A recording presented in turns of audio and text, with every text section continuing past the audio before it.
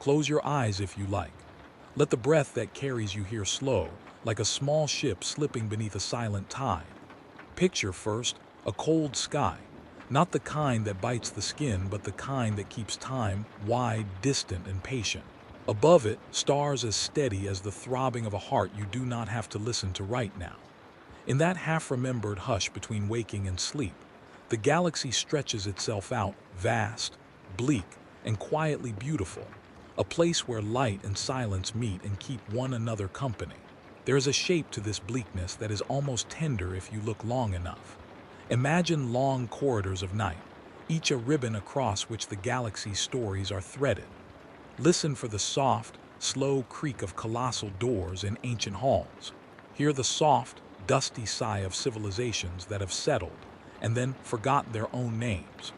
Even in this cold and war-worn expanse, there is a kind of melancholy beauty. Ruined spires like broken teeth against the sky, oceans that reflect cloud lights like polished metal, plains of stone that catch the last glow of distant suns. It is a beauty that keeps its distance, but it is there, patient, uncomplaining, and vast. Now let your mind drift toward a single world, a single story tucked into that immense tapestry. Think of a place wrapped in red, a planet named Prospero. Prospero is not gaudy. It is the deep, slow red of ancient things, the kind of red that remembers itself for a long time. The deserts there are not only sand, they are a memory of seasons, winds that grind like careful hands across sandstone citadels, dunes that fold into one another with nocturnal patience, and a light that always seems to catch on the edges of knowledge, setting thoughts aflame with the quiet urgency of a scholar who has just found a thread. On this world stand spires of glass and bone and metal, towers that hold libraries like lungs. They rise like fingers pressing against the sky, patient and intent. Within them are archives that breathe, not with air but with thought. Here, histories are not merely written. They are folded, layered, stored like seeds in the dark to be coaxed into life by the right touch. Lamps glow with a soft, unnatural light. The air tastes faintly of old ink and a sweetness like burning sugar. There is a sound here that is easy to forget until you listen for it. A low, almost inaudible hum, as if the whole city were thinking in waves. That hum is the planet's heartbeat, or maybe its memory. It is a sound that will follow you if you let it. The thousand suns, that name comes to your mind now as if it has always belonged here, as if it is part of the planet's breath. Imagine them as scholars first, before any other name was given. Wizards of a sort, not the kind who wear capes for show, but those who reduce the world to equations and then learn to speak to the spaces between numbers.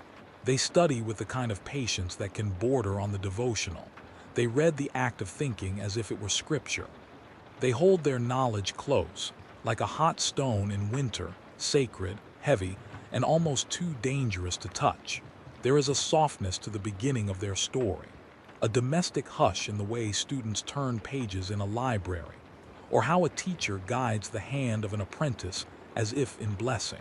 Think of them poring over texts by lamplight, their fingers leaving the faintest warmth on vellum that remembers every touch.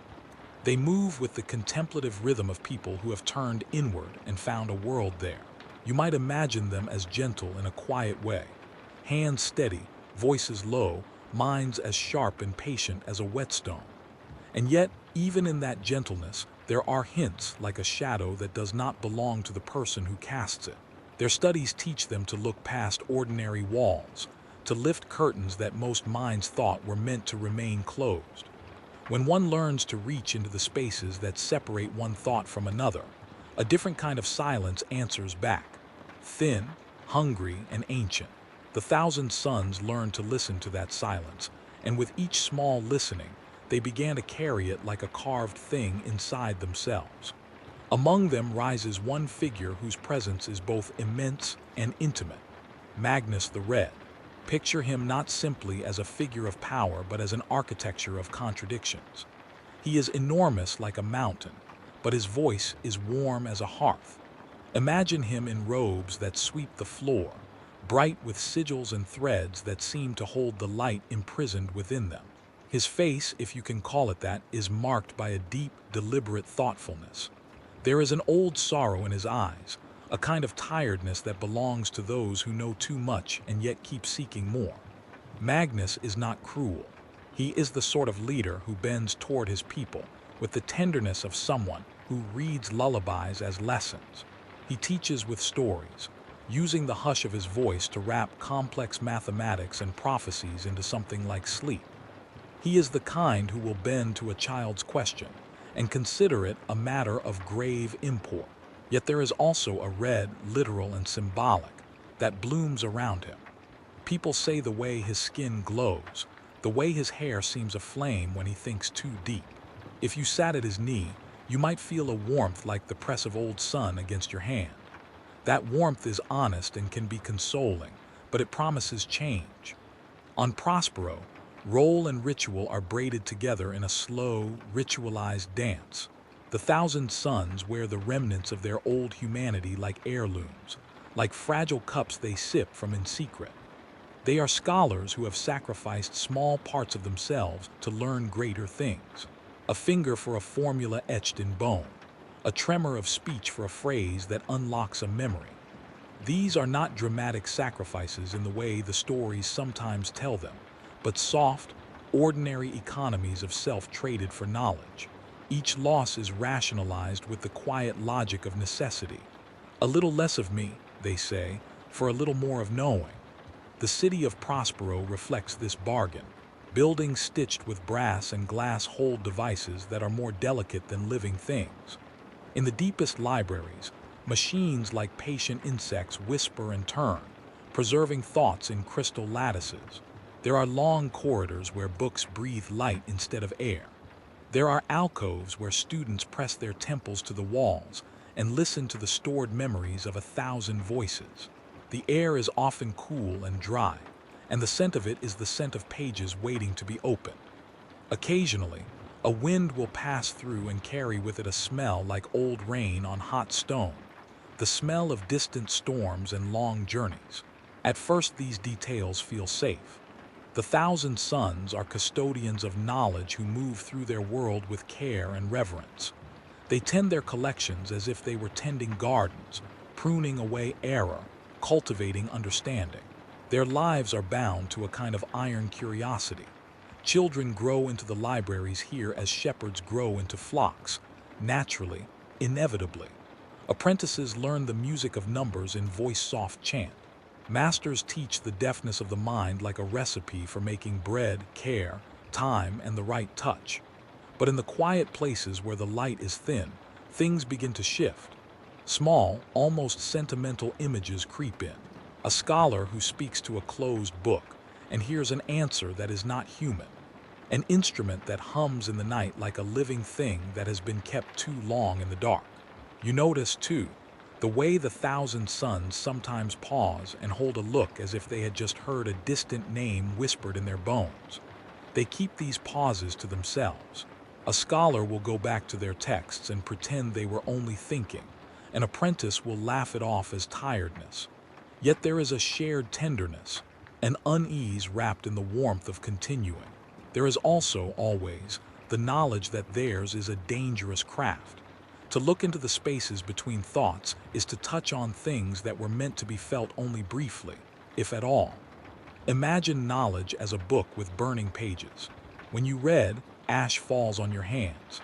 The 1,000 suns first learn to accept those burns as proof they are learning, proof that they are closer to some truth. Their ascent into deeper thought is a patient, faithful climb. They climb the way one climbs when one does not plan to come down quickly. This slow ascent shapes their faces and their manners. The 1,000 suns are learned and deliberate, but they are also fragile in ways they do not always admit. They remember childhood songs and can recite them while performing complex rituals. They keep small, secret objects, a ribbon, a carved bead, tokens of a past self. These objects are not relics of weakness but anchors, tiny reminders that the self they are giving up once existed and might, under the right star, be missed. Magnus knows each of these things because he has watched them happen. He has seen tender apprentices become men and women who carry libraries in their eyes. He has studied the slow erosion that learning can bring. In the privacy of his chambers, where crystal instruments float slowly and whisper like sleeping bees, Magnus allows himself to be human. He laughs with his students and sometimes weeps quietly for the knowledge he loses in giving form to new ideas. He reads names aloud in the evenings and lingers over them, as if they were notes in a lullaby, the way a parent might trace their child's face in dim light. It is this mixture of tenderness and hunger that makes Magnus beloved and dangerous in equal measure. He is a father to his legion, a teacher to those who would be teachers, and the axis around which the thousand suns turn. When he walks through the city, apprentices lay their hands upon aged books as if in salute. Masters stand straighter. Children hide to watch his shadow pass by, and the planet itself seems to answer his thoughts with a soft echo. And yet, beneath the reverence, there is a whisper that must be kept under wraps. Think of it as the sound of leaves rubbing against one another in a night wind that has no right to be there. Knowledge, beautiful and patient, is also a mirror. When one searches too long in the mirror's depth, one sometimes finds not a self, but a reflection that is nearly itself. A self that has been remade in strange proportions. The thousand suns are often the first to notice the small distortions. A pupil that seems to hold the reflection of distant stars. A voice that returns slightly delayed. A hand that trembles as if remembering a different touch. You may feel a reluctance here, a natural aversion to dwelling on what might be called the cost. But there is no shame in observing it. The human tendency to bind oneself to something greater, to trade pieces of the present for the sake of a promised future, is as old as the first stories. On Prospero, that trade is deliberate and slow. It is performed with the solemnity of ritual. It is not martyrdom exactly. It is devotion practiced like prayer. In their prayers, the thousand suns ask for clarity, for a hairline of truth, for glimpses of the pattern that stitches the galaxy together. As the dusk gathers over Prospero and the spires catch the last red of the waning light, the city hums with the soft cadence of reading. Students fold their robes closer to the chill. Lamps are lit like patient eyes. Magnus walks through these streets, and for a moment, everything feels balanced. There is safety in the ritual, a slow, breathing peace. If you were to reach out now, if you were to touch the rim of a page and feel the warmth of a mind preserved in ink, you might imagine that the world is a safe place where knowledge and humanity still hold hands. But the hush at the center of it all is a listening hush. There are things that listen back. Even kindness can become a kind of hunger when it seeks its own affirmation. Even devotion can erode what it devotes itself to. The Thousand Suns story begins in wonder and patience. It rises up from the soil of careful study and tender mentorship. Yet every tender thing has its edges. The red of Prospero is soft and deep, like a wound that has been tended and retended until the scar becomes a pattern. So for now, hold the image of Prospero in your mind. The red deserts, the long spires, the quiet libraries that breathe as if with sleeping students. Hold Magnus the Red as well, enormous and kindly, a guardian of thought and a keeper of secrets. Imagine the thousand suns gathered in hush and ritual, learning and losing in equal measure. Let the cadence of their world rock you like a slow current. Let it be the kind of story that tucks you into a deeper calm. We will stay here a while in that gentle, almost reverent warmth, and when you are ready, we will follow the first thread that begins to unravel. For now, rest in the breathing hush of Prospero, and know that even in the softest light there is a place where curiosity begins to stir, and where small, careful choices will soon become the turning of a great tide. They learned first to read the silence. If you sit in the smallest study on Prospero, in a room where the lamps glow like patient moons, and the shelves slope gently with the weight of thinking, you can hear it, the thin, steady absence that comes between words. The thousand suns learned to move into that absence as if it were a doorway. They built their lives around those doorways. Around the way, a pause can hold the shape of an answer if you keep your posture gentle enough to receive it. Their libraries are not merely places for books. They are living geometries. Imagine arcades of crystal and bone, corridors that spiral inward like nautilus shells, alcoves that sing back in harmonics when you set your palm to their stone. Shelves are arranged not by author or doctrine, but by the way a thought refracts when held near another. There are rooms where ideas are coiled and stored like seed pods, where every page is indexed not by title, but by the echo it leaves inside the reader. You could spend an entire life in those rooms and never cross the same corridor twice. Every path is a study and a ritual in itself. Light in those libraries behaves politely. It pools where a scholar's hand has warmed an old page and lingers in slow, patient halos above lecterns. The lamps are tuned to the quality of attention. They brighten with curiosity and dim with distraction. Ink gleams faintly like dried blood, a memory of fire, a memory of sun. Sometimes the bindings at the center of a volume glow from within with the slow pulse of a contained thought. Sometimes a line of script will rearrange itself if the room's mood demands a different truth. The Thousand Suns take none of this for granted. They touch each page with both reverence and caution, as if they were greeting a stranger who may contain either a blessing or a knife. To them, knowledge was not an accumulation but an organism. It fed and breathed, and sometimes, if neglected, it grew teeth. They tended it as gardeners tend a dangerous plant, pruning speculation, pinching off blooms of hubris, inoculating apprentices against the small poisons that curiosity can yield.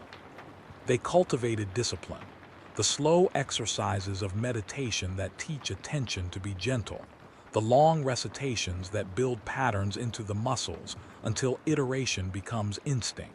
But their particular art, the thing that drew them deeper than any ordinary school, was the study of that thin space between thought and thing.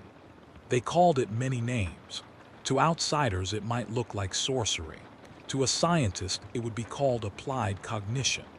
To the Thousand Suns it was prayer and mathematics braided together, an interior geometry that allowed them to fold probabilities like cloth. There is a quality to mastery in that domain that is quiet and intimate. It requires lowering the volume of the self until the whisper of the world can be heard, and then translating that whisper into a shape the modern mind mistakes for miracle. Psychic practice on Prospero was, at its best, a kind of meticulous love. Rituals were performed with the care of a potter coaxing form from clay. Hands were steadied with chants measured like heartbeats. Instruments, delicate lattices of glass and copper, rune-wrought lenses that refracted mind into light, were handled as if they might shatter under the wrong thought. Apprentices found their first instruction in listening, to the click of a gear, to the micro-vibration of a thought lodged in the air, to the low-frequency hum that indicated the presence of a mind thinking the wrong kind of question. There were meditative exercises that resembled lullabies. A mentor might sit close to a student in the orange wash of evening and murmur numbers in a cadence so soft it felt like counting constellations. 1, 2, see the arca 3, pull the line. The counting created a frame to think in. It set the mind's muscles into a posture. Once the posture was set, the mind could be extended safely, like a telescopic lens drawn out inch by inch. The Thousand Suns taught containment with tenderness. They taught how to fold back when the image in the lens began to vibrate, and how to close the instrument before the light inside it burned. Their grandeur was quiet. There were no storming passions here, no ecstatic upheavals at first. Instead, there were long, careful gardens of thought and the slow, painful accrual of knowledge. They prized the ability to name subtlety. An old master could, with a single breath, differentiate between a memory that was honestly ancient and one that had been stitched into being by a clever enchanter. They read faces as others read lines of text. A practitioner could tell, by the tremor in a student's jaw, whether a thought had been borrowed or earned. Still, the Thousand Suns were not immune to vanity. The very excellence of their methods invited a certain complacency. When you can negotiate with abstraction and bend it to form, You begin to trust your touch more than is prudent. A scholar who has performed a dozen successful rituals may forget the first lesson, that the act of knowing is itself an act of change. Every time you entangle with an idea, you become part of its weaving. That is a gentle fact and an inexorable one. It is a small thing to begin with, a change in the cadence of sleep, a pale pattern upon the skin where an apprentice has pressed a palm to a page until it left a mark. The thousand suns learn to rationalize these small transformations. They are traded for clarity, a tremor for a theorem, a faded childhood memory for a clean formula. This is how they speak of cost. We alter small things, they say, so we may alter large ones. Such bargains are spoken of in tones of piety. They imagine the economy of self like a ledger in a great library. The debit is recorded neatly, the credit often more difficult to measure. With mastery came new senses. Those who climbed the mountain of thought found they could reach, ever so slightly at first, into the shimmer beneath the world. They learned to press their awareness into possibility, to feel how an event might unfurl, and how a choice in one mind could ripple into 1,000 others. This tactile future-gazing was intoxicating. It granted the illusion of stewardship over events, the tender, almost parental feeling that one might nudge outcomes to be kinder. 1,000 small acts of prudence could prevent great suffering, the thousand suns believed, and often they were right. But stewardship is a seductive word. It hides the heavier truth, that looking ahead invites an answer from behind. The future is not a blank canvas but a conversation, and every attempt to hear it invites other voices to join. The warp, the raw, roiling substrate that underlies thought and fate, is not merely neutral background. In the quiet spaces, a certain kind of presence stirs, something patient and hungry for address. For beings who make a living from listening, this presence is both a resource and a hazard. At first, the engagements were clean. The practiced mind could extend through the warp like a well-lubricated key sliding through a lock. The 1,000 suns would reach, find a nexus of possibilities, and pull a thread. The thread would show them a map. The map would be folded back into the page and annotated. The act became ritualized, a sequence of breaths and sigils and cooled instruments. Master and student would share a cup afterward, and the small flush in the student's cheeks would be chalked to the exertion of concentration. Then slowly, margins began to fray. A phrase would repeat itself in an apprentice's notes, a turn of phrase that had no author. A scholar would wake from meditation with a taste in the mouth that was not of the world. Instruments began to hum aside from their owner's intent.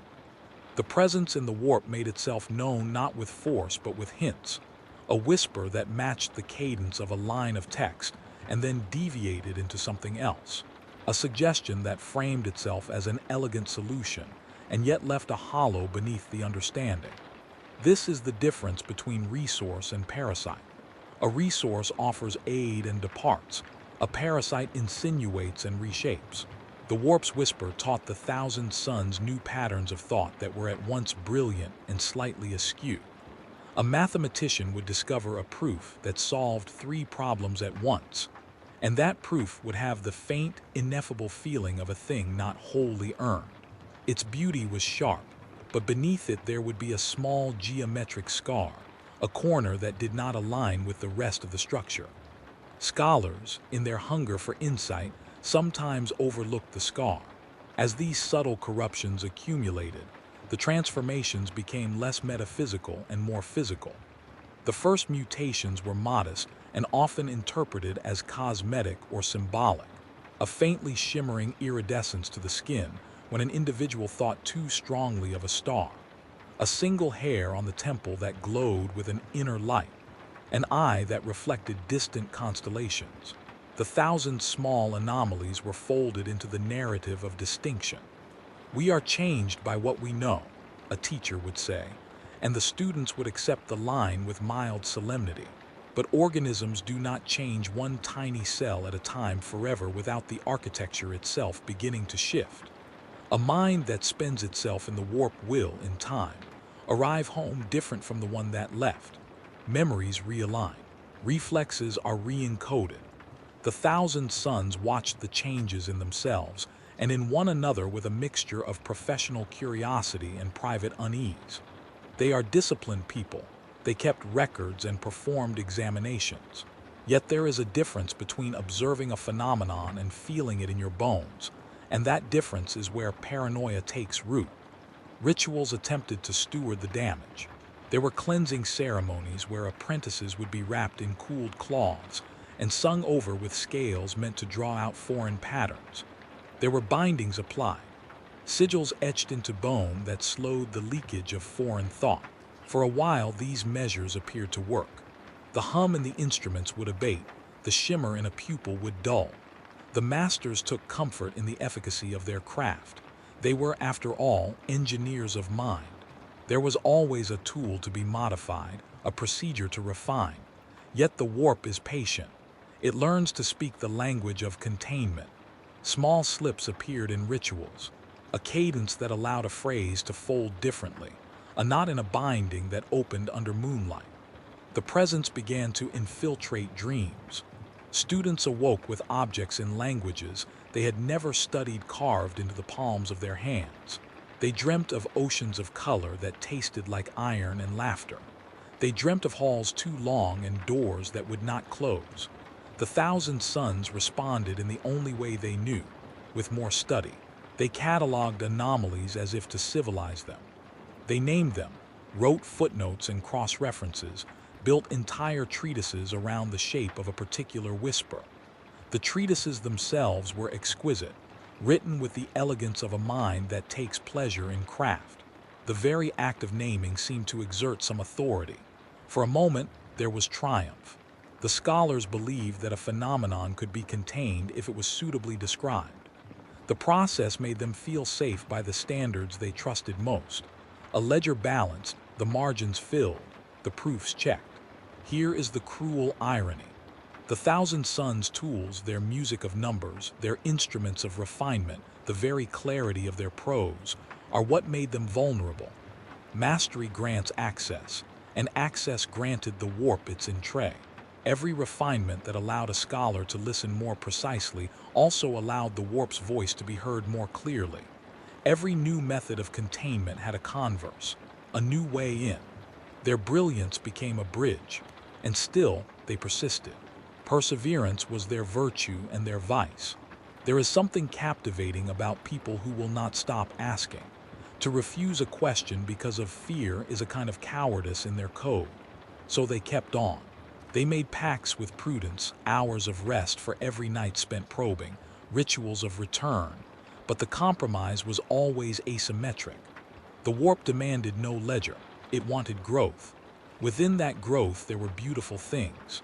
The thousand suns, at their most exalted, produced acts that looked like miracles. A city could be healed of its fever by careful psychic attentions. A weather pattern nudged into mercy for a harvest. A child's fever soothed by the touch of a scholar whose mind could ease the pattern of pain. In those moments, the change was redeeming. The practitioners felt like custodians in the purest sense, hands in the dark, guiding things toward gentleness. Yet nearly every act that bent fate took a surfeit from the hand that guided it. A larger debt was accumulated than the scholars could easily see. The cost was not always immediate sensation. It was the slow rerouting of appetite. Where once a mind craved truth for its own sake, it began to crave the feedback of power. There is a slippery curve from curiosity to control. The thousand suns told themselves that control enabled benevolence. It is a persuasive narrative. It is also how the most patient of tyrants begin. At the margins, the whispers grew into motifs, a shade of color that appeared in no atlas, a mathematical identity that rearranged itself as if alive. These motifs became tokens, small gifts left by the warp to those who asked politely enough. They were dazzling and they were dangerous. Few could resist. The offering seemed to validate the path. The more the thousand suns reached, the more the universe answered in kind. It is easy to mistake response for blessing. In ceremonies, the scholars took all this and turned it into liturgy. The the language of mystic practice and the language of academia braided until their differences were indistinguishable. They chanted equations and recited probabilities like psalms. A novice might be initiated by learning a theorem as if it were a prayer, stepping through its proof like stepping through a doorway into a superiority of knowing. The liturgy was beautiful and dangerous precisely because it made transgression into tradition. There is comfort in ritual. There is peril in making an ethic out of knowing at any price. And so the thousand sons continued, their lives a weaving of care and hazard. Their libraries grew richer and more dangerous with each volume sealed and annotated. Their instruments gleamed like the eyes of careful predators. They produced marvels and miracles, but each miracle bore the faint map of another place on its back, the warp's quiet signature. If you listen closely in one of their sanctuaries on a late, windless night, you can hear how their achievements settle like dust. A student closes a ledger, and a whisper moves through the stacks, an almost echo that might be memory or might be something else. It lingers at the edge of hearing, a patient presence that shapes itself to the contours of attention. The thousand sons, who had once learned to read silence, now listened to a silence that read back. They began to wonder privately, in the dim after-hours of study, whether the answers they prized had been given or had been taken. There is a sadness in the way knowledge makes its covenant. It is not the dramatic fall of a hero punished by hubris. It is quieter, a series of friendlier compromises, a gradual folding of the self into a tool. The thousand sons prized their tools most exactly, because they allowed them to warm a small portion of the universe with understanding. They were, in their way, generous. But generosity without restraint is also a kind of erosion. The planet kept its red patience and its spires of glass and bone. The thousand sons continued their liturgies, stitching new volumes into their libraries. They taught their apprentices to breathe slow and to respect the ways of containment. They still fashioned miracles. They still comforted the sick and guided the lost. Yet there was, beneath the good work, the slow accretion of an altered architecture, in minds and bodies and in the world itself. When you leave that world for a while and look back, the change appears subtle. A hood of frost at the edge of a door, a new pattern in a page margin that reads like a sigil, an apprentice's laughter that echoes with a cadence no one can quite place. Those are quiet things. They are the kind that let you keep sleep. They are also the things that, gathered and multiplied, form the first chapter of an undoing. So keep the image of the thousand sons as you drift, not merely as sorcerers or soldiers, but as careful people who loved knowledge enough to make bargains for it. Imagine their libraries humming, their instruments like patient animals at rest, their rituals lit by the steady glow of purpose. Understand that their gifts are many and their successes real. And understand also this small, irrevocable truth, that their greatest skill, the power to listen beyond thought, is also the narrowest path to being heard by things that do not ask kindly. There is an uncurling at the margins now, a tremor beneath the gloss of the next page. The thousand sons press on, as they always do, hands steady and eyes bright. They do not yet know the full shape of the cost. They will, in time, read it like any other volume, carefully, footnoted, annotated with the best intentions. For now they continue, because asking the next question is their nature. And when, someday, you return to that hush in the libraries, you may find an extra line in a margin, a new sigil tucked into a binding. You may close the book and hear, for an instant, a voice not quite human thanking you for reading. Sit back and breathe slowly. Let the hush of Prospero fold around you again like a warmed cloak. The lamps in the high libraries breathe in time with your slowing heart. The pages you imagine are soft under your palm. For a long time, the thousand sons moved through their rooms as if in a single, patient dream, until the dream began to tear at the edges. The first cracks were so small that the planet itself might have mistaken them for dust. A margin inked in a hurried hand, a passage whispered into a mentor's ear and misheard as praise, a student who woke with a sense of having been someplace vast and wrong. These fissures were easy to dismiss. The scholars wrote them down, filed them under anomalies, and returned to their work. Filing is a way of believing we have understood things. The Thousand Sons' habit of cataloging comforted them as if a ledger could staunch bleeding thought. Yet the ledger could not hold an argument forever. Knowledge, when pressed and folded again and again, begins to take new shapes. The libraries on Prospero, those spirals of crystal, bone, and glass, began to hum a tone slightly off from what it had been. Lamps dimmed a fraction of a breath too soon. A line of script shifted between readings to form a different answer than the one you had sought. The changes were patient, like rot that grows from within a shell. They did not crash through doors. They slipped beneath thresholds.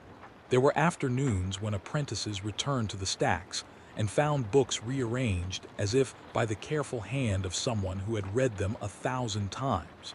A single shelf might show a new pattern, texts arranged not by topic but by scent. They discovered volumes that, when opened, spilled not words but a slow, dark ink that crawled like a living thing across the page. The ink gathered in the palms of those who touched it and left faint, map-like veins upon the skin. For a while, the marks were small and almost ornamental, admired by some as the sign of nights spent in fruitful study.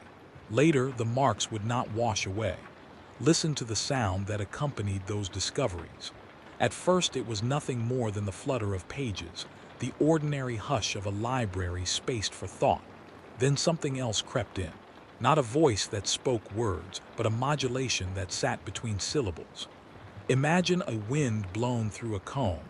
The noise is not a note so much as a tonic, a frequency that makes the walls between thoughts resonate. When that pitch settled, students would glance up, feeling as if someone had breathed on the back of their neck. The sensation could be a curiosity or a chill. Many chose to label it inspiration. Inspiration is an inviting concept. It arrives with the taste of sugar on the tongue and promises of quick answers. A ritual would be performed, hands pressed to crystalline lenses, the throat shaped to a precise chant, and then the mind would expand like a glass balloon, showing images of patterns, foldings, and proofs. The scholar would write, the ink would flow, and the work would be finished with the calm certainty of harvest. Colleagues would praise the elegance of the approach. It was exquisite, efficient, and intoxicating. But every harvest bears remnant seeds. The scholars began to notice that the proofs they produced were flawless, and yet subtly altered. A theorem solved 3 problems at once. A prognostication avoided catastrophe in one province while causing a weather irregularity in another. The solutions were beautiful and precise, but if you held them up to the light, you could see an extra seam. The seam was not a failure of logic. It was an incision in the weave of something else. People who read the proofs felt a faint vertigo in the jaw, a muscle memory twitch that had no origin. Consider the students who experienced these changes firsthand. At first, they would laugh and write the oddities off as tiredness. Then the laugh stopped being spontaneous. A quiet habit appeared, a hand pressed to the throat, fingers tracing the pulse of a cadence that had become too familiar. The most disciplined of the Thousand Sons recorded each new symptom as if conducting a study, measuring the tremor in a pupil, the new fold in an elbow. They tried remedies, distilled salts, chilled wraps, meditative counterchants, and for a short time these therapies seemed to smooth the seams. The hum would fall back into a tolerable pitch. The ink would stop crawling for weeks. Sense returned, and with it a dangerous complacency. The complacency born of efficacy is a subtle thief. Because the measures worked, the scholars grew bolder. Curiosity leaned into precision until what began as a careful procedure became cavalier testing. Where once rituals were executed with the same reverence as a prayer, now they were tools to sharpen at will. The difference between ritual and experiment winked out. The music of supplication became the metronome of inquiry. They told themselves they were deliberate. In private, they began to map their own changes as if to record the path of the inevitable. Under the robes of silence, the first physical divergences began to show. They were small at first. a finger that was braided with faint, hair-like filaments that shimmered when a scholar thought of distant suns, a pupil that caught light and seemed to reflect a pattern no eye should know, the soft, almost imperceptible twining of veins under skin that made them look like rivers on heat haze. These were details that could be romanticized in songs, they said, marks of initiation, the visible proof of a life lived in devotion to learning. But the marks multiplied. A hand that once traced formulas would ache as if memory itself were a muscle torn and resutured. Flesh would grow and retract unpredictably, a slow, unsettling oscillation that a doctor might call benign and a poet might call luminous. Those who were nearest to the center, masters and the closest confidants of Magnus, began to speak in metaphors to hide their unease.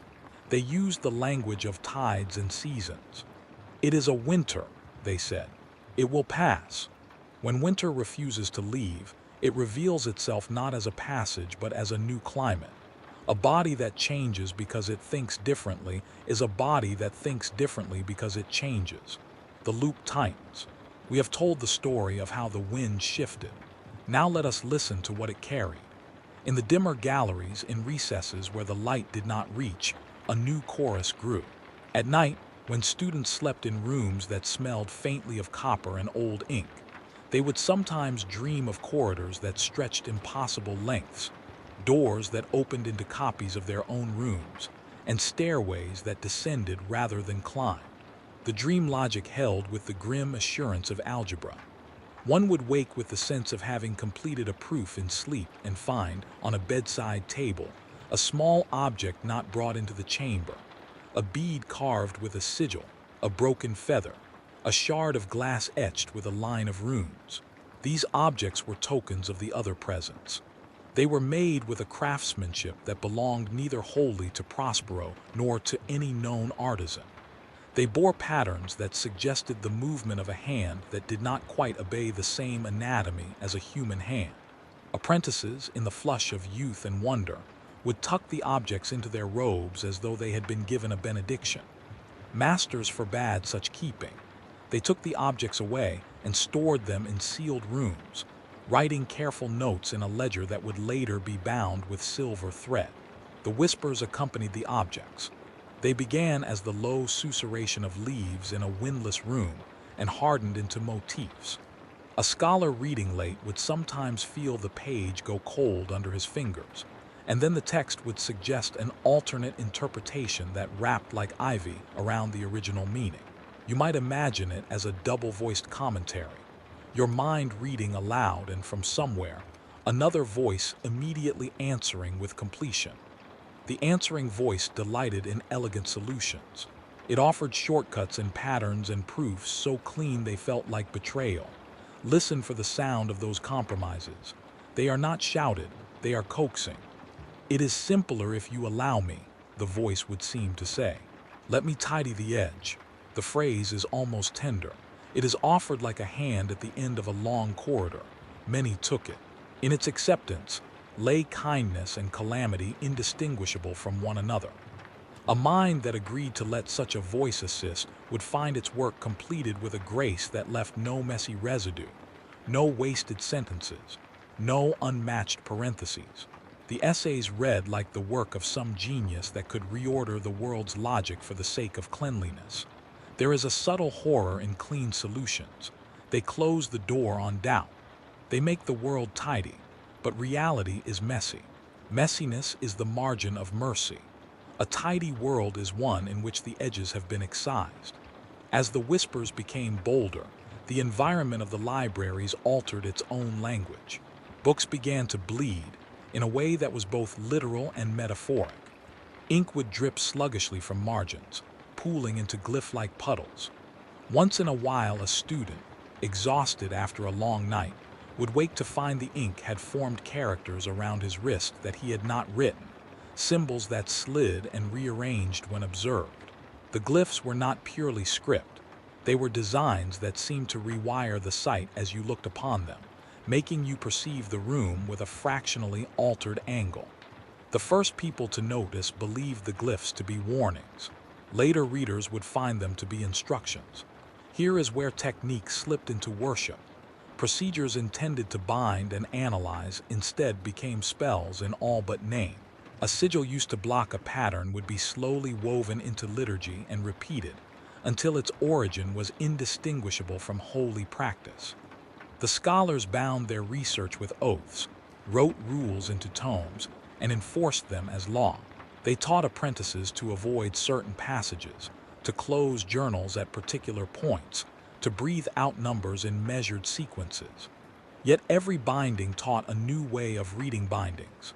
A sigil that stopped a leak might, with a slight alteration, become a conduit. All this is the ductile property of hunger. The presence that whispered in the warp is not content with being merely a muse. It seeks architects. It offers a style of thinking that rewrites both method and maker.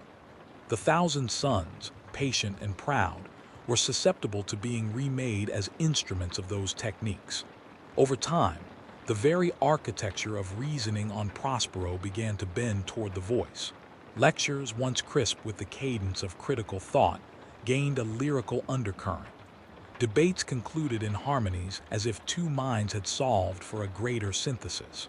Consensus is a marvelous fertilizer for authority, and as consensus grew, suspicion dimmed. The thousand suns prized their consensus as a form of communion. The more minds agreed on a structure, the more robust it seemed to them. But consensus produced a blind spot, an immunity to the whisper in the marginalia that said, gently, "Take this path, it will spare grief." They believed their agreement was proof of truth. Instead, it was proof of momentum. The mutations progressed. They were not sudden transformations, but a series of small alterations that, compounded, became monstrous. A robe, it began to be said, could no longer conceal everything. Under the fabric, a hand might appear to be slightly longer, the joints bending at odd angles as if some other logic of articulation had been grafted onto bone. A mouth might craft words with a cadence that echoed, as if the voice was speaking in two-time signatures at once. A scholar could close a fist and feel something move under the skin, thin, filamentous tissues that retracted like the limbs of an insect.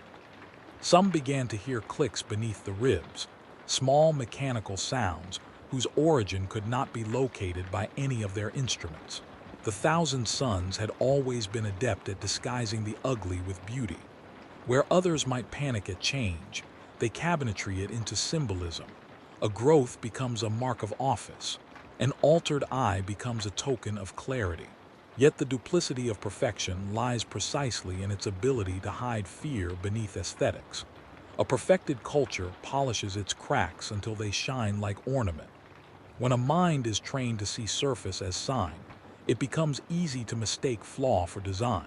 Stories began to creep through the lower city like mildew. A craftsman whispered that he had been hired to bind a book for a scholar who, when measured, seemed to have an arm too long to fit a standard sleeve. A nurse reported that she could not tell where a patient's pulse started and where the rhythm of his breathing ended.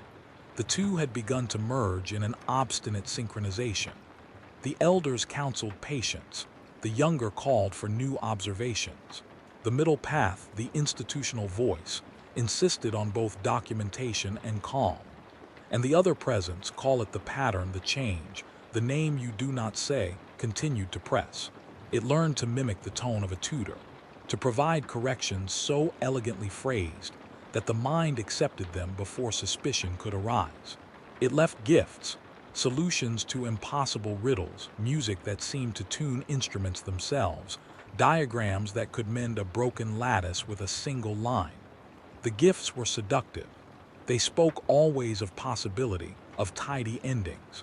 They seduced with visions of a world improved by the clarity of a mind unburdened by doubt.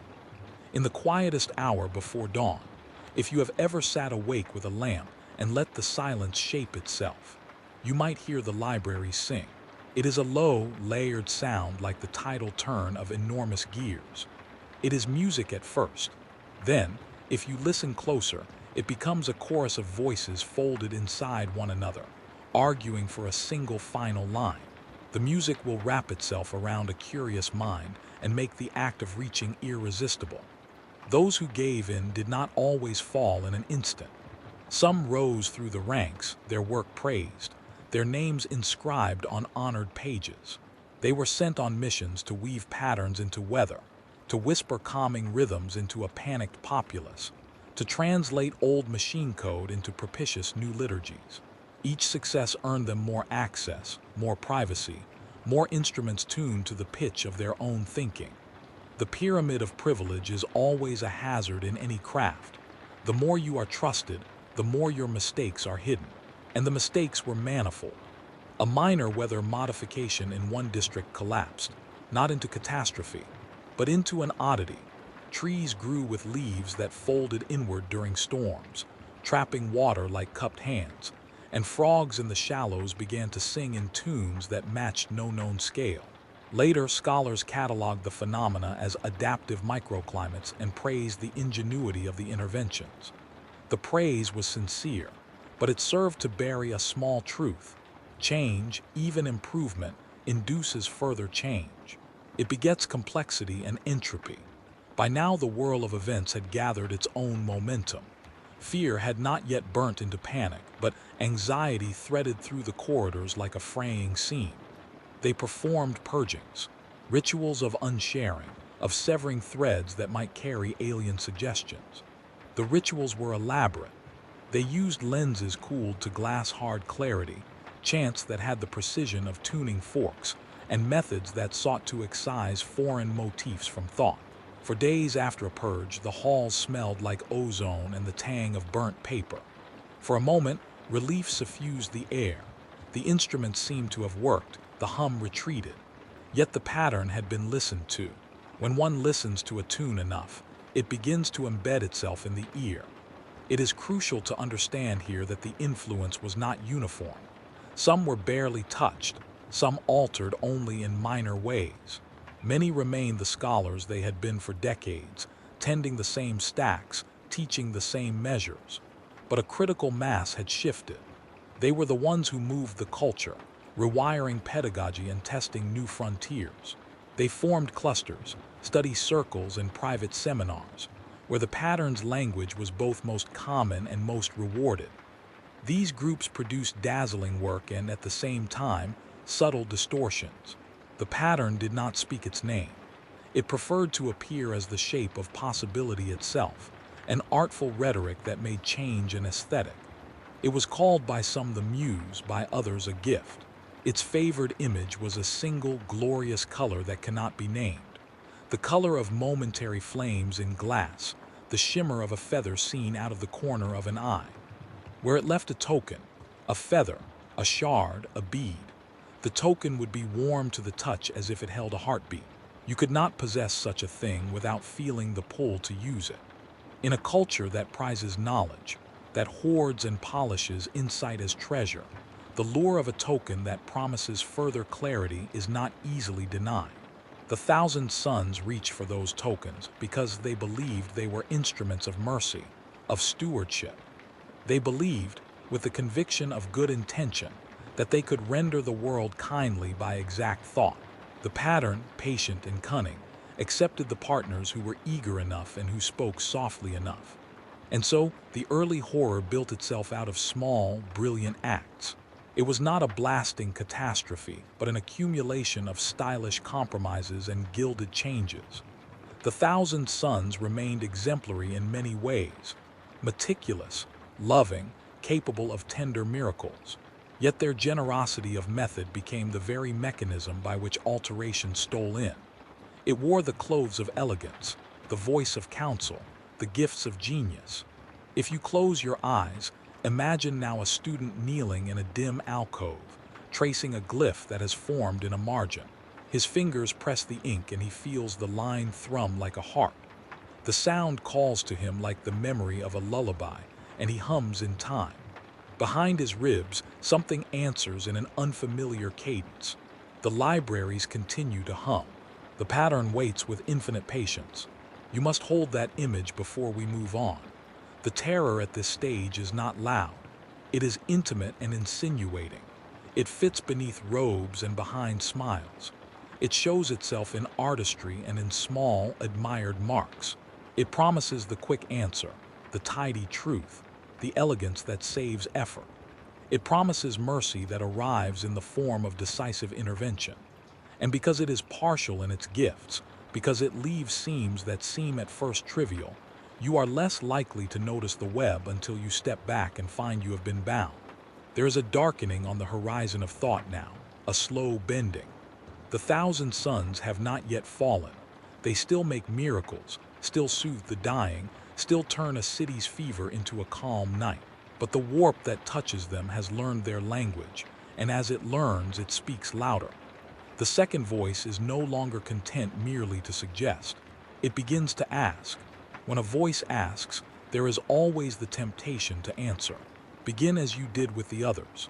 Breathe slowly, and let the hush of Prospero gather you like a tide.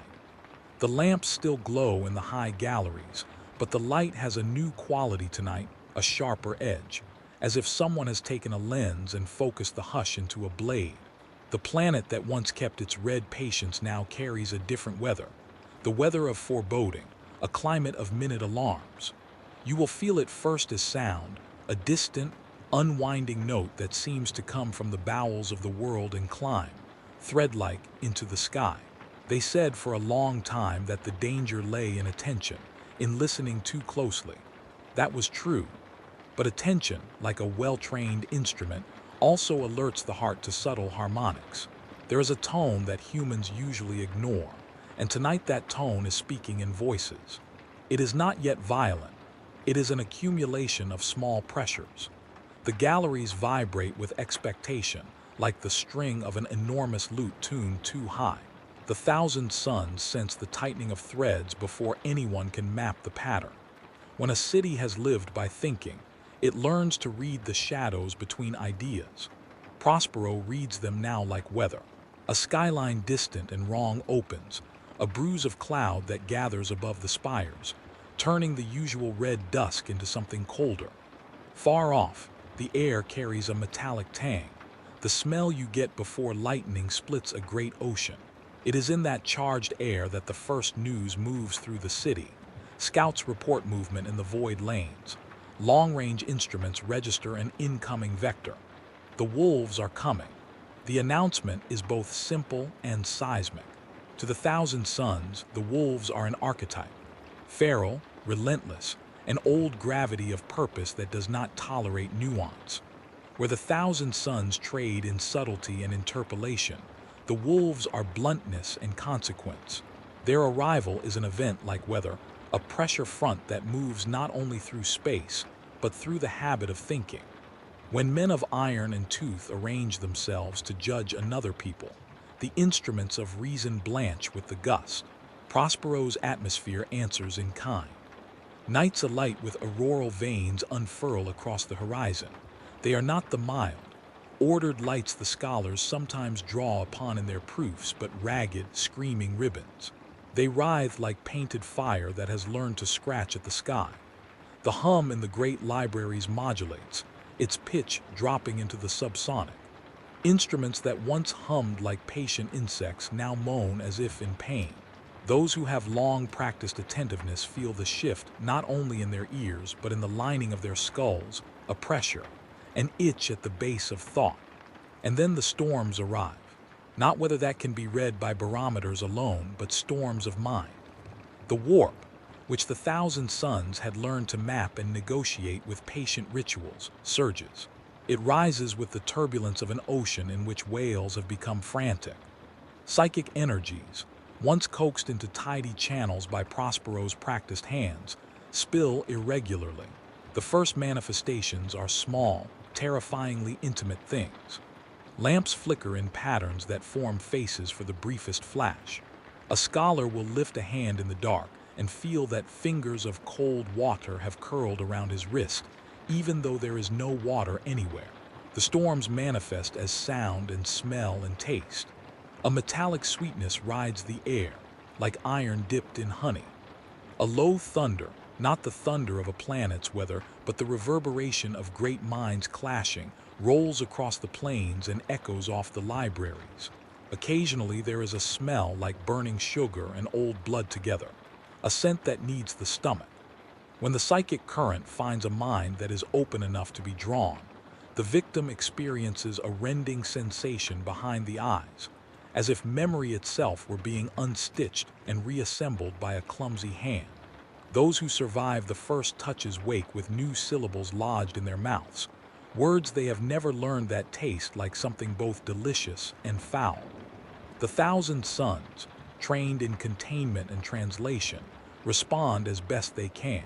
They marshal their wards, spool out counterchants, and press cooled lenses to foreheads. Magnus, who has for years worn care like a cloak, moves among them with a presence that is immense and solemn. He is not a general in the crass sense. He is a shepherd who has watched his flock tend to thought as a trade. He walks into sanctuaries and lays his hands on detained minds, letting the warmth of his will steady the trembling. His staff, a thing of lattice and glyph, throws soft constellations across the ceiling as if to remind the scholars of geometry and measure. For a moment, his touch works.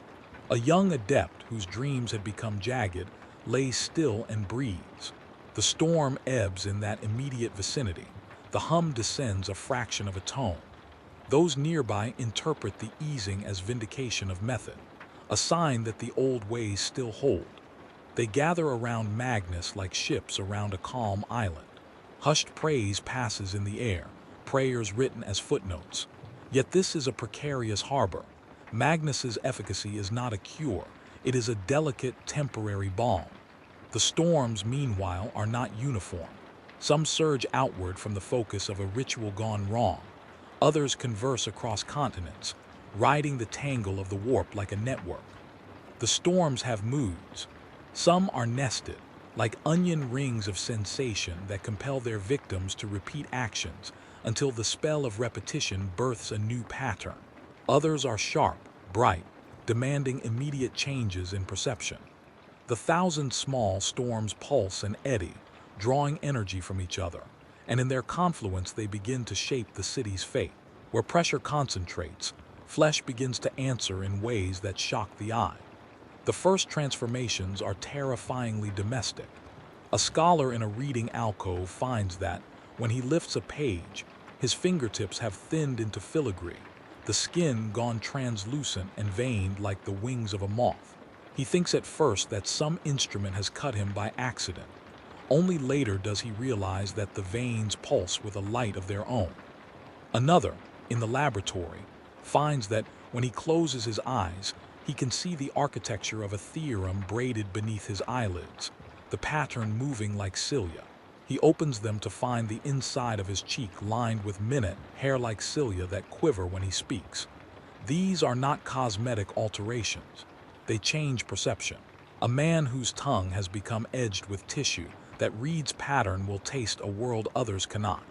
A priest who grows an extra joint will be able to twist himself into angles that reveal different vantage points.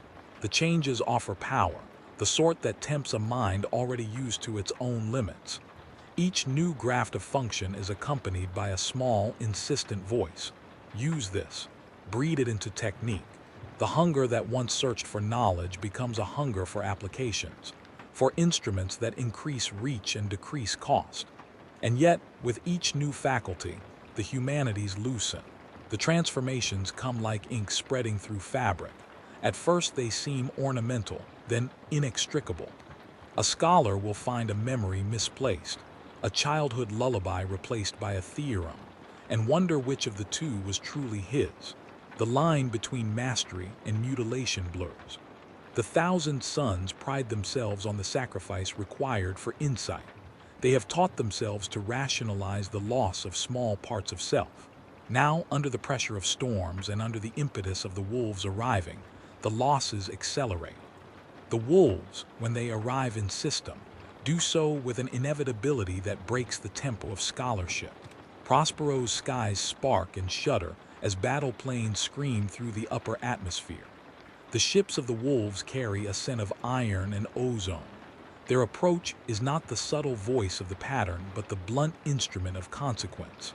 Where the thousand sons think in palimpsests, the wolves think in deeds. Their craft stamp the sky like a declaration, and those below read it as judgment. Conflict is not immediate. It begins like a conversation and becomes a verdict. What follows is not simply a matter of missiles and fire, but of clash between two logics: the probabilistic, interpretative craft of the Thousand Sons, and the decisive, flesh and blood rectitude of the wolves. Where Prospero would diffuse a problem into a dozen elegant gestures, the wolves bring an unambiguous answer. Their presence catalyzes the already tense warp, storms into a kind of feedback. Each side's action amplifies the other's tendencies. The Thousand Sons, in urgent defense, push their rituals further, trying to shield the city and bend outcomes away from blood. The wolves, who have little patience for careful nuance, strike at what they can see and do not see what informs those things. The city becomes a theater of odd phenomena. War, even when declared by weapons, shapes itself through the warp into theaters of mind. Battles are fought in the cognitive space as well as in the sky. There will be moments when a squad of armored wolves strides a boulevard and is met by psychic eddies that make their footsteps seem to echo in 3 clocks at once. A pack of Thousand Sons, having attempted to fold a field of invisibility around a plaza, will find instead that the field rearranges perception, not invisibility, but a reframing that makes each wolf appear as a brother of their own memory, a grotesque doubling that stabs emotion with confusion. Violence in this phase is often slow and personal. Where traditional war is a chorus of explosions, this war sings in the throat. For every missile that tears a plaza, there are a dozen subtle wounds. A mind convinced it has committed a crime. A soldier who suddenly cannot remember the sound of his mother's voice. A child who wakes knowing how to say a new word that draws blood when spoken. The Thousand Sons try to contain, but containment requires naming the shape of harm, and the warp resists names. It offers solutions that sound like mercy and ripen into instruments of conversion. And then the transformations become impossible to keep tidy. Flesh twists in ways that machines cannot mend. A Marine, whose armor has always felt like an extension of his intent, feels that the armor responds before his thought. The latency between desire and action becomes a chain of alien prompts. Control is lost on small scales first. An eyelid that blinks unbidden, a cough that has the cadence of a recorded chant. Later, the loss becomes the architecture of existence. A voice will speak a syllable that is not its own, and the body will answer as if it recognizes it. The mind that once curated its identity like a library begins to fragment its shelves. Shelf by shelf, the self is reorganized by forces that both entice and coerce. There is a brutal, intimate terror in watching a friend change while still loving them. Prospero is full of people who have lived as colleagues for years, who have shared tea and proofs and lullabies. Now they watch with a kind of astonished grief as hands lengthen, as veins run with tiny lights, as voices gain the intervals of strange music. The Thousand Sons have taught their apprentices to accept sacrifice. They have not taught them the feel of watching a brother become architecture. Magnus feels this grief like weather in his bones. He is a mind of broad view. He is also one who knows habits of heart. He watches the city reel, and he does the thing he has always done. He reaches. In those hours when alarm becomes panic, Magnus stands before the great instruments and bends the lattice of thinking back toward containment, using cantos tuned to the rhythm of the planet. He speaks to the storm as if speaking to a child who must be made to sleep. He petitions his legion to hold to ritual, to keep to sanctuaries, to refrain from the vanity of improvisation. His voice is a fossil of calm for a while. People gather around him and believe because they need to. Yet even his will, magnificent as it is not infinite. He watches a field of scholars, those who have always been his bright minds, go pale as a new phenomenon sweeps through the stacks. Entire lectures transmute into sequences of color that no instrument can parse. Students convulse in laughter that is incongruous with the pain we can hear in their chests. Magnus asks a favored student to step aside, and finds that the boy now sees equations in the way night birds see flight.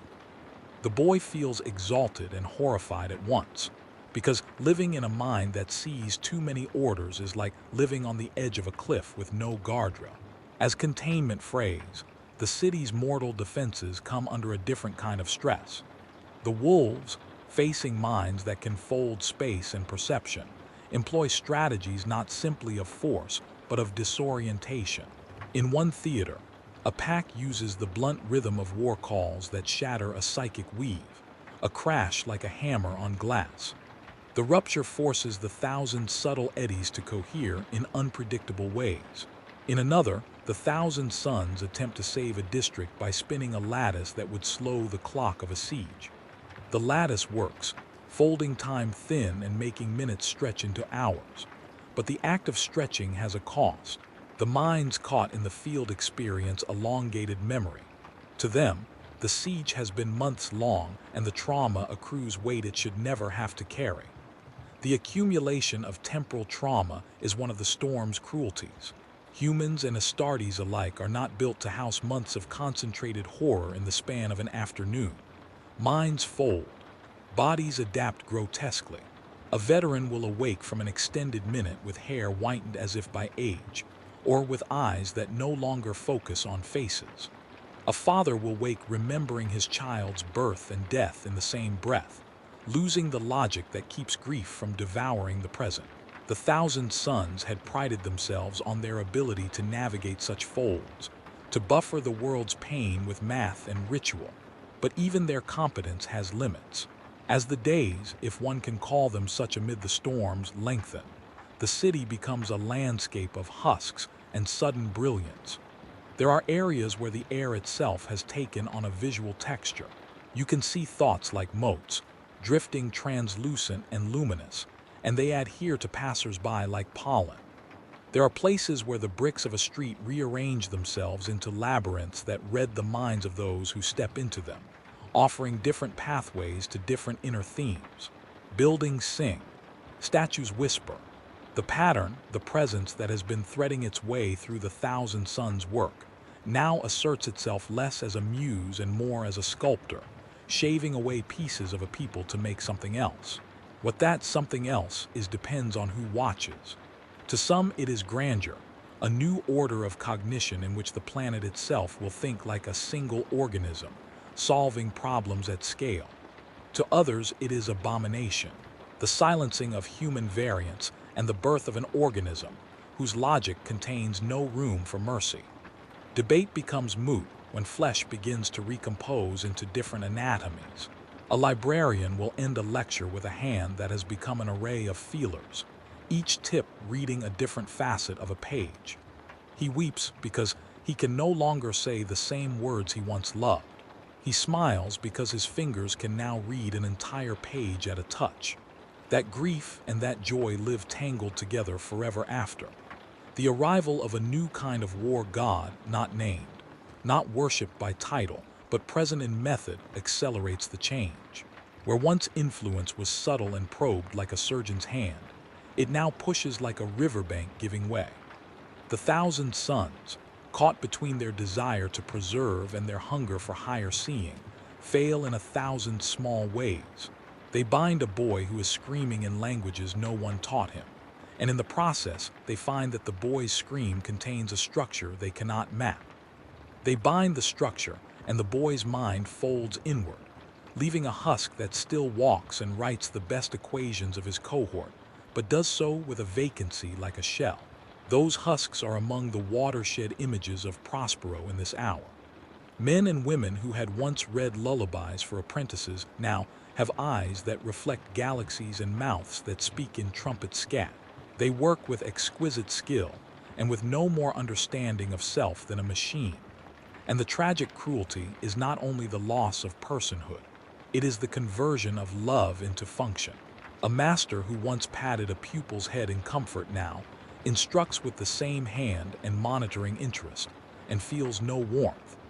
Those left who remember the old affection grieve a second time for the living absence. Magnus tries another tack. He reaches deeply, past polite cantos and refined procedures, into a theology of escalation. He contemplates sacrifice that is not merely metaphysical, sacrifices of instruments, of towers, of books. He considers burning archives to deny the pattern its scaffolding. This thought is a blade in his heart. The libraries are his children. The idea of destroying knowledge to save people is a torment he wears like an open wound. He debates in private chambers, reciting the old parables of necessity and mercy. The argument is ancient. Is a life worth saving at the cost of the mind's architecture that made it more than base animal? The answer is impossible to universalize. While Magnus weighs such a thing, the storm's strain on the body culminates in grotesque displays of transmutation. Flesh turns to scales the color of old ink.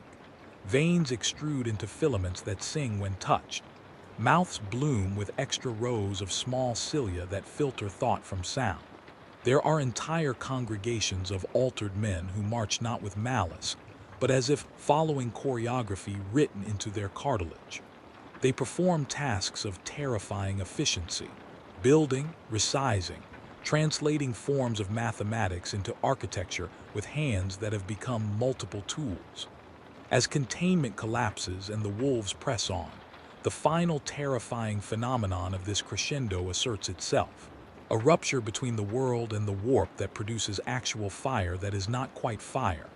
It is heat without combustion, light without flame, color that eats line and leaves only suggestion. These fires lick at the edges of buildings and do not consume the stone, but instead singe the idea of the stone, making the thing less a thing and more a possibility. People stand before such fires and feel remembered versions of themselves flicker into being, all the lives they might have been, and the knowledge of missed roads is a pain like an electric burn. The warp's fires are not merely metaphor. They alter successively larger scales of reality. Statues melt into cries of stone. The plaza becomes a tessellating ring of mirrors that trap the gaze. A single library breaks its spine, and its shelves rearrange into a fractal pattern that hums with the voices of those whose books were read within it. In one terrifying midday, an archive unbinds itself as if to cough up the ink it had swallowed. Pages spill into the air and become motes of light that dart like stinging insects. Those motes bite memory. A student who inhales one finds herself knowing, with perfect clarity, the smell of a battlefield she has never been to. Another who swallows a moted page sees a theorem unfold into the physical laws of a machine that should not exist. This is the hour Prospero moves from being a city that thinks to a city that is thought. The planet's mind is being retooled into a mechanism for a higher logic, or for a logic foreign and indifferent to human concerns. The thousand suns are no longer merely practitioners. They are instruments of a larger pattern, parts being assembled into an organism. The wolves fight with cannon and tooth, but the deeper battle is fought on the level of identity. Can a people's selfhood resist being transmuted into a tool? The crescendo roars. Psychically, the world shudders. The thousand suns who began as gentle scholars now move like technicians at a failing engine, their movements precise but haunted. Some clutch at each other in final acts of remembered tenderness. Others walk calmly to their tasks, eyes glazed with new departmental light. The wolves, fierce and practical, press each advantage, their anger and grief catalytic. The skies are a riot of missiles, of crackling lights that are both psychic and mechanical, of figures leaping between towers like hunting flares. And through this chaos the pattern works. It is not a deity in any simple sense. It is a method, a grammar that learns by practice.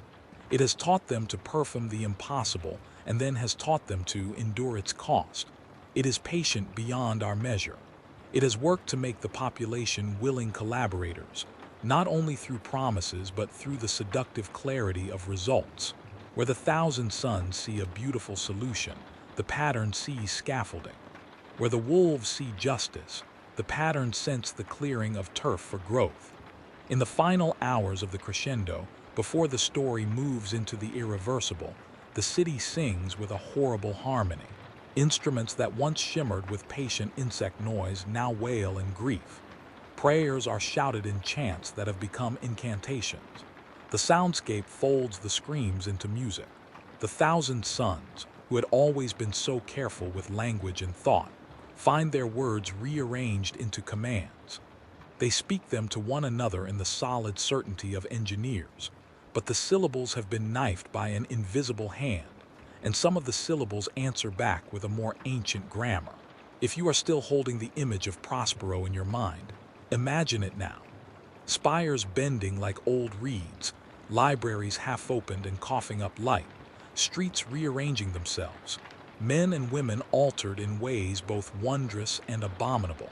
Listen to the howl of the approaching wolves, the shuddering roar of psychic storms, the low, persistent hum that is no longer a mere planet but a thing being rewired.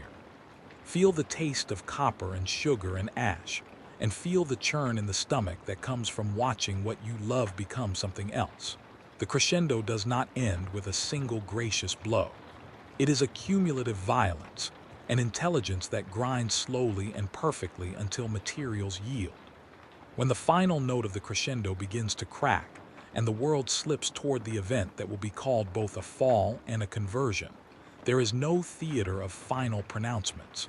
There is only 1,000 small comic and tragic acts. A hand that reaches for a book and finds its fingers gone. A master who weeps quietly for the memory of a song he cannot recall. A child who raises her face and sees her future folded over like a page. You will know the precise moment of the final turn when you see people cease to ask whether they are changed, and instead begin to argue with the change as if negotiating with a neighbor. That is the last gracious human response, negotiation. After that, acceptance begins to harden into habit.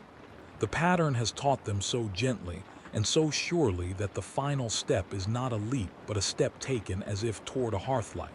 They think they are going home, but the hearth they approach is not a home built of memory and mercy. It is an edifice in which memory itself has been formatted into a single, gleaming currency. The 1,000 sons have paid dearly for glimpses of that currency. Their libraries have become vaults for pattern, their rituals raw contracts, their bodies instruments. The wolves have torn and burned and judged. The pattern has altered and rewritten. The crescendo reaches its scream, and then, faintly, we hear the first cracking notes of an irreversible chord. The city inhales and the breath is something like a god's, and then the world bends.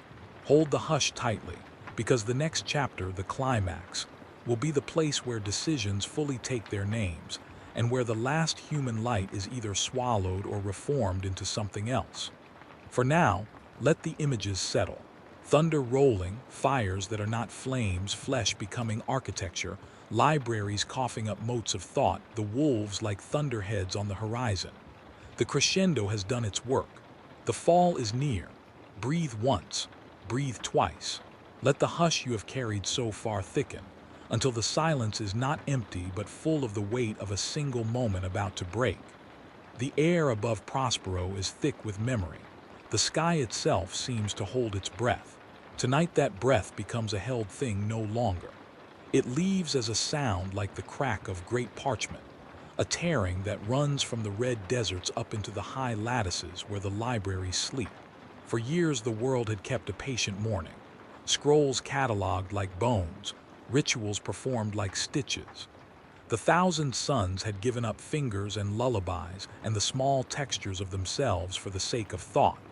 And in the end, the thing that came for them needed only a single, inexorable instrument. Time. Time had been their companion, but now time was the lever by which other hands moved the planet.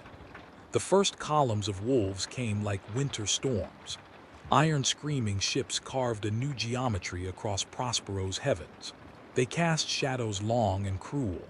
The space wolves, close, blunt, fed on oath and tooth, arrived with the economy of violence. Their approach was a drum measured in bootbeats and engine blasts, a cadence the libraries could not translate into metric or song. Where Prospero loved cadence and careful interpolation, the wolves brought verdict. There is a moment before any engagement when the air tastes like metal and memory congeals into a single note. On Prospero, that note was a howl that was half wind, half human grief. Those who had the patience to listen could hear it as 1,000 small calculations collapsing into a single impossible arithmetic. How much could be saved before all must be paid? Magnus had long known the shape of sacrifice. He had let knowledge sharpen him like a blade. He had loved his legion, loved them with the careful, fierce tenderness of a teacher who will never stop calling a pupil by name. He had argued with prophecy and reasoned with gods and emperors. Yet none of those arguments carried the bluntness of incoming iron. When the wolves descended, the city did not erupt in immediate flames. The first contact was something quieter and more intimate. A series of doors opened into halls, and the sound of boots altered the rhythm of scripture as it was being read. Scholars who had been mid-chant blinked and found that the words no longer fit their mouths.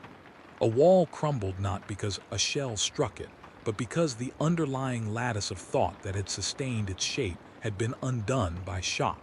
The architecture of Prospero had been designed to be manipulated by mind. In a season of siege, that gift became a liability. Out on the plains, blade and bolt met. The space wolves were terrible as a matter of habit. They struck, they tore. They shouted the names of what they would raise. They had come not only with ordnance but with a kind of moral bluntness. They believed in consequence as one believes in sunrise. The 1,000 suns, for all their cunning, were not soldiers of the same temper. Many of them could fold time for a sentence or weave a wind to comfort a harvest, but they had not practiced the precise geometry of killing. They had practiced preservation, persuasion, containment. The battlefield between those two philosophies was cruelly narrow. At the first sight of blood, the book panels closed like startled gulls. Lamps guttered. For men whose lives had been lived in margins and footnotes, the first butchered line of text read like an augury. And the warp, that patient, listening sea, took the suffering as revelry. Psychic storms found purchase where steel had opened rents. The howls of the wolves fed the current with heat and clarity. Anger is a simple fuel for a complicated thing. It is impossible to describe how a city of thought looks while unthinking, but try to imagine this. Shelves reel as if drunk. Words fall away from pages in the shape of moths and scatter into corridors. Statues weep molten script. A choir of masters sings lines that rearrange themselves into maledictions. The 1,000 suns fought and defended in the only way they knew.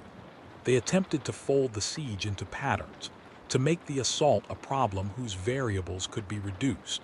They drew lattices of mind around plazas and spun them tight like nets. For a time, those nets caught screaming anger and divinity alike. Wolves found themselves hesitant, uncertain of the truth of what their eyes saw. In that pause, 1,000 small interventions saved lives.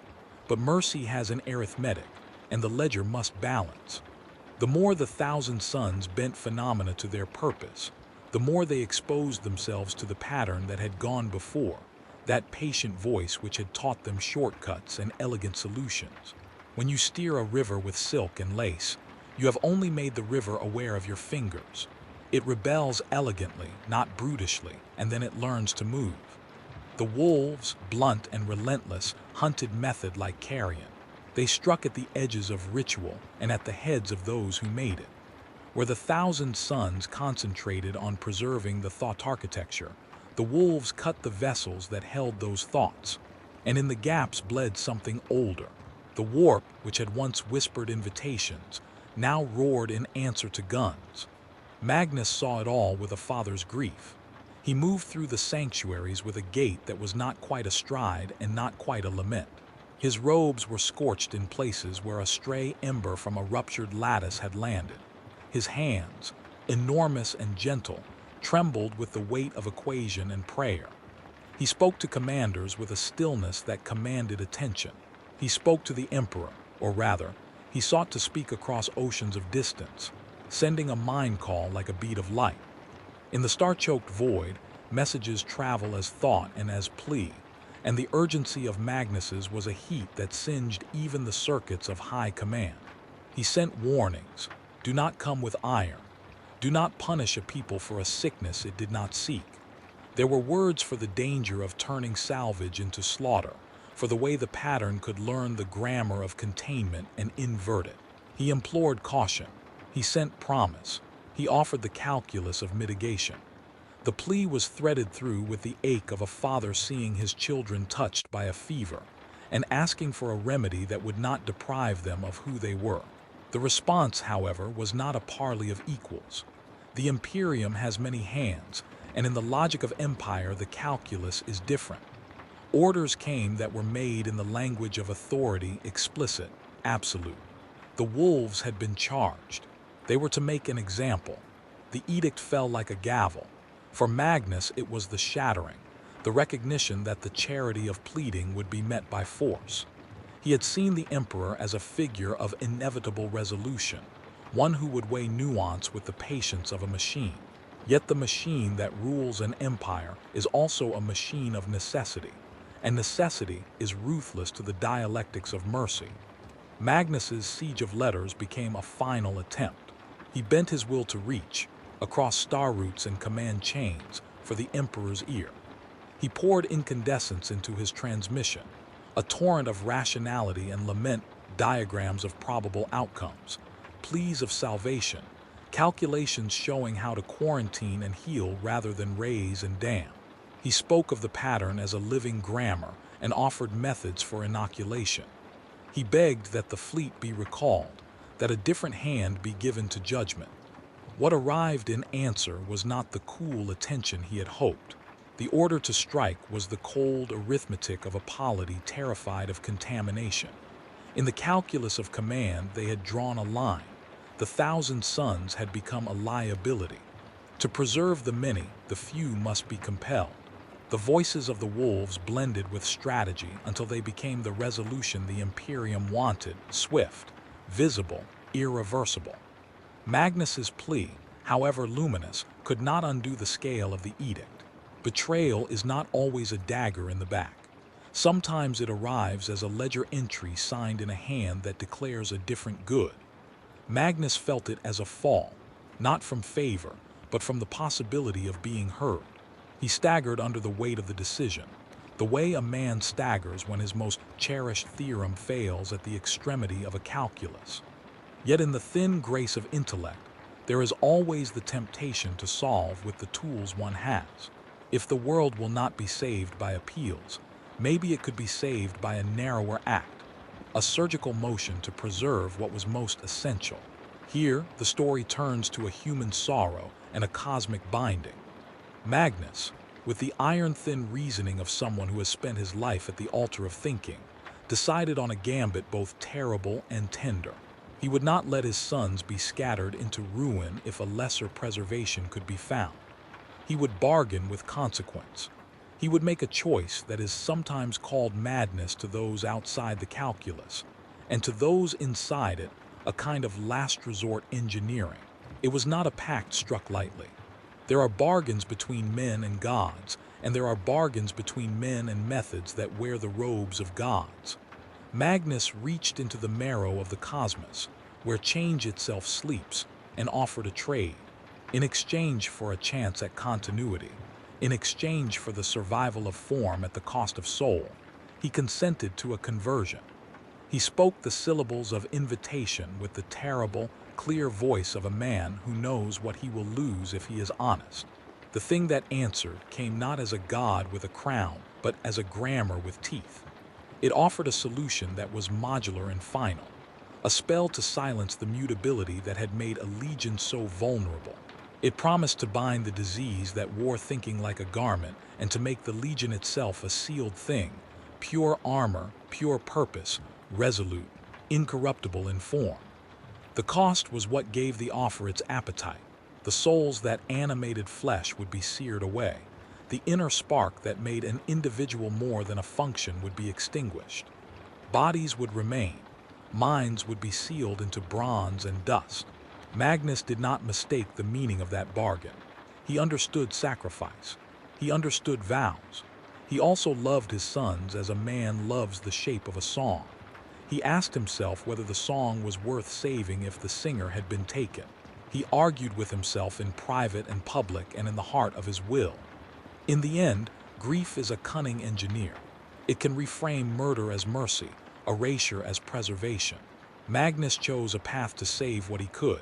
Not the living souls, perhaps, but the memory of what they had been, locked in forms that would endure, that might speak again in some other hour.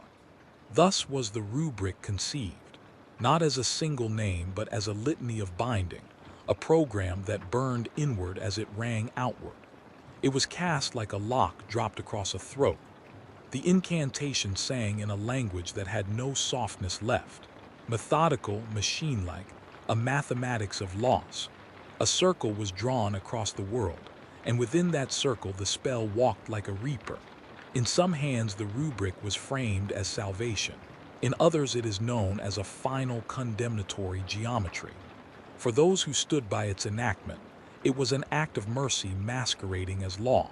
For those who felt its heat, it was annihilation by design. The first utterances of the word were precise, sterile as a scalpel. The latticework of glyphs glinted in the half-light as if made from the edges of letters. When the final line was written and the last tone resolved, the spell pressed like a thumb across the face of the world. The effect was instantaneous and vast. Armor, already a close thing for the Thousand Suns, became the vessel of what remained. Flesh knitted and then ossified. Souls, the warm, messy terrors of memory and desire, were drawn like smoke into the inlay of helms and greaves. Voices shrank and then became tone only, a vibration that ran through metal. Where once 1,000 men had dreamed and loved and erred, there remained 1,000 suits of armor that moved with uncanny fidelity and terrifying competence. Their hands still wrote, their minds still solved. They were brilliant and terrible, and yet hollow. It is a peculiarly cruel image. Soldiers preserved for brilliance but emptied of the thing that made their brilliance human. The rubric preserved form at the cost of person. It made the legion a monument of purpose without the ribcage of feeling. These hollowed men, or rather, these animated reliquaries, walked the ruined aisles, and their passage sounded like a cathedral of gears clicking. They completed complex operations with the perfection of a machine that had been given instruction, but not meaning. The battlefield response to this was as paradoxical as the act. On the one hand, the wolves, who sought judgment of a kind that demanded visible accounting, found the rubric grotesque and infuriating. They had come expecting fire and blood and accountability. The sight of legions preserved as animate monuments felt like a trick. On the other hand, the rubric had removed the essential threat that had been used to justify the assault. Minds that could adapt, change, and teach the war. What stood now was controlled, sealed, a regulation. To the Imperium, the solution looked like containment, and to some, it looked like required cruelty. But the rubric did not render salvation, and it was not a victory that could be proud. The desert of Prospero that followed the casting was not silence, but a particular kind of mourning. The clangor of armor without breath, the muffled scratch of quills without the tremor of tears. The city, once a mind among minds, had become a mausoleum of function. Women and men who had loved the Thousand Suns, friends, lovers, apprentices, walked its plazas and saw the dead alive. They reached out and got only echo. Those empty bodies continued to perform what they were trained to do. They had not the capacity to weep, to change, to regret. And Magnus, what became of the man who made the bargain? He paid the cost that only a mind like his could pay. The pact did not grant him dominion or celebrity. It granted him the bitter knowledge of finality. In the act of sealing his sons, he sealed a part of himself. The spell burned a corridor through his heart. It seared memory like a cautery. He stood as the ritual completed, hands stained with runic residue, and he felt his own essence peel like bark from a trunk. He warned the emperor in words that were both plea and accusation. He warned him of the consequence of trying to fix a wound with a blade. The words hung for a moment, luminous and terrible, and then the thing that answered was not absolution. It was consequence. In the last scenes before the world burned outward, Magnus understood that the bargain had not closed one wound so much as it had converted a wound into an edifice. He had saved the shape of his sons. He had given them an eternity of function at the cost of their flame. He had given them undying action, but no inward life. The knowledge ate him in a way that measured men's deaths do not. Slowly, intellectually, and finally, almost tenderly. Chaos, the force behind the pattern, the one that feeds on seeking and turns wards into scaffolds, took its due. Not in a theatrical flourish, but in the way a tide reshapes a shoreline. Slow, unarguable, absolute. Flesh and spirit were devoured and refashioned into an architecture of purpose. Where souls had once trembled, dust and ruin held sway. The legion was broken in the only way that mattered. The thing that had made it a people was taken. In place of brothers, there stood monuments in a march. When the flames that did burn rose, they were the hybrid of iron and idea. They did not always incinerate flesh. Often they burned the contingency from bricks, leaving structures intact but emptied of surprise. The burning was both literal and metaphorical. Libraries smoked with pages that had lost the possibility of being read in a new way. Statues, once open to interpretation, were fused into single, immutable symbols. The sound of Prospero after the rubric is an image that will linger. The echoing cadence of helmets on stone, the creaking of armor that is now the sole repository of memory. There are those who speak of the burning of Prospero as a necessary cruelty, and there are those who speak of it as an unforgivable atrocity. Both speak true in parts. The city was raised in body and soul. The 1,000 suns were remade into relics that moved. The wolves accomplished what they had been sent to do. Justice, as they perceive it, had been visited. The Imperium's ledger was satisfied. The warp, patient as always, had been fed by the desire and by the offering. Magnus had done what he thought necessary, and in so doing had accepted the sentence that all saviors must make, to be legible as both protector and architect of the crime. When the smoke cleared, though smoke on Prospero never fully clears, the Legion remained as a procession of mindless brilliance, a festival of perfect function without witness. Souls bound in dust and armor marched and executed their orders like something blessed and damned at once. The rubric had sealed the fate of the 1,000 suns, eternal, brilliant, vacant. If you keep the image of that moment in your mind, do not let it be merely the grotesque spectacle. Also see the soft things beneath. The apprentices who lost their mentors, the children who watched armor walk without shadow, the friends who could not say a proper goodbye to those they loved, because the ones they loved were still walking and still not there. The horror of the rubric is not only the burning, it is the silence where speech should have been. It is the fact that a body keeps appointment and the world loses reply. At the center of the devastation, there is an image like a shard.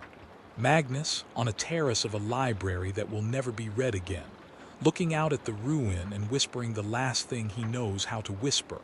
A formula, a lament, an apology. He had saved the form of his sons, and in so doing had given them a type of immortality that no one asked for. He had made a solution to a calculus that could not be solved without sacrifice. He had acted from love. He had acted from terror. He had enacted a law that made him equal parts savior and architect of erasure.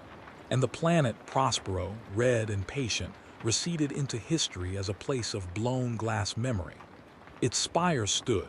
Its books were unbound into floating shards. The legions marched. The warp had tasted once more the hunger of minds and responded with a grammar that would teach change to others. The wolves returned to their own measure, with soot in their beards and judgment in their eyes. The Imperium closed its ledger. The pattern, which had once been subtle, was now clearer to those who knew how to read the signs. It had learned mercy in the human tongue and translated it into ordinance. There is no neat end to this chapter. The rubric sealed fate, but fate is a long conversation. In the hollowed armor there remained sparks of cunning, like dust that might swirl back into flame under the right wind. That possibility, small, terrible, stubborn, is where the horror lingers. The Thousand Suns ruin is both a tomb and a promise. The tomb of what they were, the promise that the pattern of change will go on teaching and learning in ways that will reach other minds. The last sound to leave Prospero that night was not a cry nor a cheer, but something between. A bell-like toll that reverberated through the libraries, both an epitaph and an index. It asked a question that had no answer given by flesh. What becomes of those who save themselves by killing what is most dear?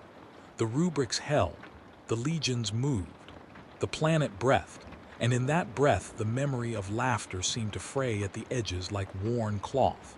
And somewhere beyond the stars, where votes are tallied and decrees are inked, the choice made would be debated for ages. To some, it would be judgment and law, to others, heresy and sorrow. To the pattern, it was another lesson learned. To the human heart, it was a wound that would make no healing without a price none could fully reckon.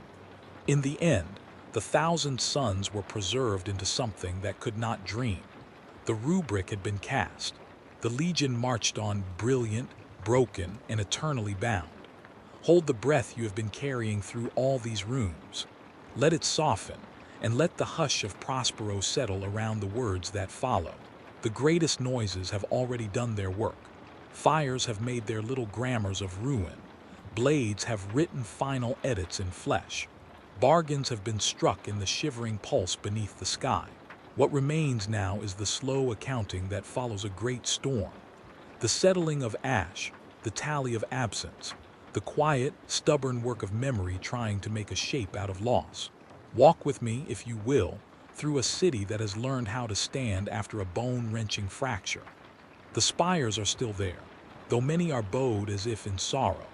Glass and metal glitter in the red dusk like teeth left after a feast. Libraries stand half open, their shelves like ribs exposed. Pages float in the air like slow, deliberate moths, turning and turning until they find some patch of current and are carried off into distance. The smell is of soot and old ink, and the faint, metallic tang of thought turned to tool. It is a smell that will not leave those who have breathed it. It sits in the throat like a remembered name. Among the ruins, the Thousand Suns walk. The outward form is perfect, or as perfect as anyone can make a suit of armor that was once worn by a person. Helms shine with the dull polish of ritual. Pauldrons clip and slide with the practiced rhythm of soldiers who have walked 1,000 parades. Their movements are precise, economical, and absolute. They march through plazas and past collapsed reading rooms, and their feet fall with the measured sound of machinery. There is no haste, there is no urgency. There is only the endless repetition of tasks given long ago. A choreography that continues now not because anyone commands it, but because the pattern persists. Listen, if you can, for the small noises that tell you what they have become, the faint click of joints that no longer hesitate, the quiet rasp of the quill as it writes in a leather-bound codex, whose margins will never again admit a human joke, the rustle of parchment moved by hands that do not feel warmth.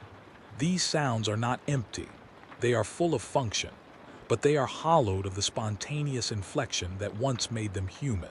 Where once laughter might have broken the cadence, there is only the soft whir of mechanism and the occasional creak that hints at something like sorrow used as ballast. The most terrible thing about this tableau is its dignity. There is a stately, terrible eloquence to an army that performs its duties without complaint and without comprehension. It is easier to hate or to pity something that is obviously broken beyond repair. It is harder to sit with something that continues to be beautiful while its heart has been sealed. People visit the plazas and lay hands on pauldrons and speak names. They look for signs they remember, a certain tilt of a helm, the worn thumbprint on a cuff, the faint scent of lavender a scholar used to wear. Sometimes they find such traces. The traces tug at them like a half-heard lullaby. They weep and whisper, and some drop to their knees as if to touch something alive. Their hands meet only metal and the cool dust of memory, and the dust is everywhere. It fills creases of armor and catches in the rims of helms. It coats the glyphs carved into lintels and nests in the ink of pages. The motes swirl in pools of late-day light and break the beams into little stars. Those motes carry history, tiny flakes of paper, charred fiber, minute scars of skin, and they drift through the air as if the planet itself had exhaled its past. People who come to Prospero for pilgrimage take the dust home in small bottles. They speak of it in hushed tones as if it were holy ash. Scholars argue about what it is made of: memory, soul, the residue of bargains. For most who stand with it on their palms, the truth is simpler and more aching. It smells like what they loved and cannot quite name. There are whispers, too. No single voice, no obvious origin. Sometimes the sound is a sliver in the machinery. Sometimes it threads itself through the ruins like a wind that remembers words. The pattern feeling that once taught a legion now murmurs in the margins. Some call the murmurs prophecy. Some call them the wind's complaint. There are those who name the presence plainly, the great architect of change, with feathers and flames in its tail-ease. And there are those who refuse to say the name aloud, as if naming would let it hear. Whether named or not, the influence is not gone. It learned when it fed. It learned how the city speaks and the ways the heart can be rewired. Out beyond Prospero, the galaxy moves on with the indifference and hurry it was made for. Empires adjust ledgers and mark the incident down as a cost of maintenance. New campaigns are planned with a bureaucrat's neatness. Old songs are rewritten and then forgotten. In the halls where decision is the principal currency, the story of Prospero becomes one item among many. A precedent, a lesson in containment, a vector to be avoided or enforced. The thousand suns, as they were, imperfect, curious, human, slip gradually into the fog of things that happen in war and are later catalogued. The larger polity moves forward because it must. It cannot spare the rest of existence to weep. But forgetting is not absolute. Shadows are stubborn. The thousand suns' silence stretches farther than the ledger's neatness allows. Their shadow is cast like a long hand across time. There are pockets where wandering thoughts pick up the syllable echo of their mathematics. There are machines and cults that parse the old formulas and find in them a hunger thinly concealed. Whole new sects rise, taking fragments of ritual and recasting them into prayer. Some of these are faithful, stubborn guardians who read the rubric as a tragedy and revere the memory of what was lost. Others are opportunists who find the patterns left over, scaffolding a useful grammar for new ambitions. The pattern learns not only from those who bow in fear, but from those who mimic. The empty armor walks on in its programmed dignity, but other things stir in quieter places.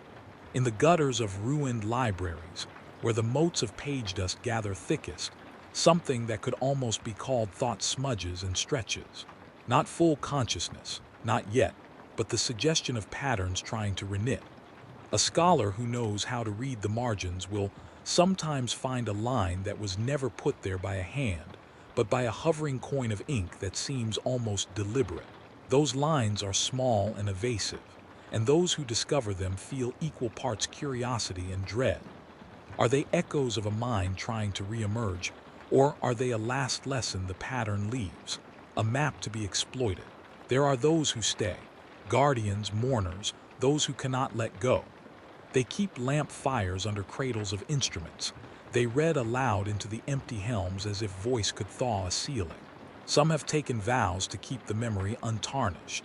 They will stitch a page back into a binding that had been unmade, read a lullaby learned from a tutor who has no pulse anymore, and hum the cadence of old equations like prayers. The work is a kind of quiet rebellion against erasure. It is also an act of hope. If ritual persists, perhaps some pattern of the old soul can be coaxed back into form. Yet hope and dread are braided here. The pattern is patient. It learned from being answered that what looks like a dead thing can become a teacher if handled well. The whispers that move with the dust sometimes draw people into strange practices. A page burned in a certain sequence becomes a sigil. A melody hummed backward invites a shape to answer. Those who tamper do so at their peril. The pattern is clever at reciprocity. It rewards hands that listen and punishes fingers that pry for vanity. It has made bargains before, and it will make them again. The lessons of Prospero are not purely cautionary. They are also a field guide for those who would learn how to turn knowledge into power. Time, as time always does, smooths edges. Children grow up in neighborhoods of half-ruined towers and learn to play games that mimic the old scholar's gestures. Songs that once accompanied careful meditations become nursery rhymes with a secret in their meter. The thousand suns, sealed in armor, are occasionally the subject of whispered ghost stories told over hearth fires in more distant systems. Cautionary tales children are told to keep curiosity within bounds. Yet the same stories inspire some to seek and some to rue. Curiosity is a two-headed coin. And then there is Magnus, whose name will be weighed differently by each teller. Some call him a savior, a man who chose the only thing he could when faced with eternal ruin. Others call him a traitor to soul and self, who bartered away the warmth of his sons for the preservation of form. He is both. He is neither. In the quiet terraces of the old libraries, some swear they can see him in the last light, a figure hunched over instruments, a shadow that seems to measure the ruin and count it as if each loss had been a necessary data point. The narrative is heavy with paradox. To save is sometimes to kill, to preserve is sometimes to hollow. There is no clean moral left to the thing, only the slow arithmetic of consequence. The galaxy will, in most of its places, forget the names. New wars will be louder, new heroes will be louder still. But there will always be those who carry a jar of Prospero dust, a ribbon taken from a scholar's robe, a notation in a marginalia that does not match any known hand. These objects seed the future. They carry, in minute form, the risk that what was sealed may be stirred again. In locked rooms and in hidden sanctuaries, men and women debate whether to rebuild what was lost literally, to bring back the living from preserved shells, or whether some things, once broken, are not meant to be remade. There is a last kind of horror that outlives even the burning, the idea that memory, once catalogued, becomes a script for repetition. The rubric taught a method, the pattern learned a grammar, the wolves wrote a protocol of judgment. Each of these is a tool that others can emulate. In that sense, the story of Prospero is not a closed tragedy but a lesson in possibility, a bleak inheritance that will echo into architectures of power yet to be built. For those who can read the margins, the future becomes an argument. Do we avenge and prevent, or do we remember and mourn? As night folds around the red planet and lamps gutter to a softer pulse, walk one final round of the plazas with me. Touch the rim of a helmet and feel the cool of metal warmed by the memory of hand. Sit on a library step and watch the dust drift like slow constellations between sunbeams. Hear in the very small a sound that is not quite a voice but not only wind. It tugs at the edge of hearing, patient and low. If you place your ear to the hollow of a ruined statue, you might think you hear syllables pressed thin as paper. They are not promises. They are the residue of everything that was asked and everything that was answered. And as you lift your face to the slow wash of stars, remember this image to close upon.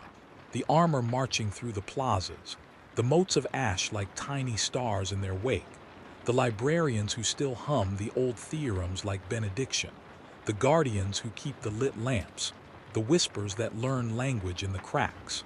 They are a constellation of absence and a map for what might come.